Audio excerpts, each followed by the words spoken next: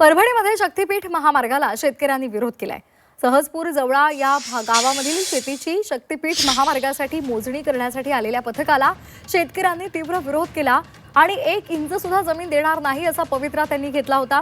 यावेळी लहान मुलांसह वृद्ध सुद्धा या आंदोलनात सामील झालेले पाहायला मिळाले। शेतकऱ्यांनी नोटिसा स्वीकारल्या नाहीत आणि त्यामुळे मध्यरात्री शासकीय कर्मचाऱ्यांनी कलम 168 प्रमाणे नोटिसा काढल्या आणि शेतकऱ्यांच्या घरावर चिकटवलेल्या आहेत आणि त्या संदर्भात आता या परभणीतल्या शेतकऱ्यांनी आक्रमक पवित्रा घेतलेला आहे।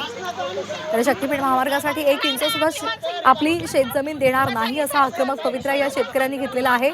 मात्र या शासकीय कर्मचाऱ्यांनी कलम 168 प्रमाणे नोटिसा काढल्या आणि शेतकऱ्यांच्या घरावर चिकटवल्या। पाहिजे नाही रोड आमचा, काही शेतकऱ्याचा त्याच्यात फायदा बी नाही आणि आमचं शेत गेलं तर आम्ही खावं काय? शासनानं आमची जबरदस्ती करून शेती न्यायलंय, तर शेतीचा आमचा उपयोग काय? आणि आम्ही शक्तीपीठ कोणी मागायला शेतकरी हे रोड गेलो बी नाही। जे आम्हाला आवश्यक रोड आहे तेच आम्हाला द्या की। नाही मोजू देणार नाही, आम्ही अजिबात मोजू देणार नाही। आमचा जर जीव गेला, ज्या दिवशी आमचा जीव जाईल त्या दिवशी मोजता येईल। एवढा पोलीस बंदोबस्त लावला ते गोळ्या घालायसाठी आम्हाला। लोकशाही संपली आपल्या देशातली, आता हुकुमशाही सुरू झाली।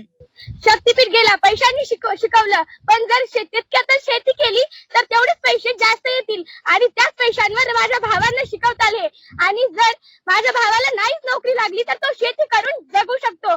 आणि देवाच्या नावावर रोड काढायचा, राक्षस रक्त प्यायले तर शेतकऱ्याचं रक्त वसून घेतलं त्यानं सगळं, ते बरोबर नाही। आमचा नाही देणार आम्ही। जीव गेला तरी बी गोळ्या खाल म्हणा त्याला इथं येऊन आणि मग जमीन घे म्हणावं त्याला, आम्ही जमीन देणार नाहीत।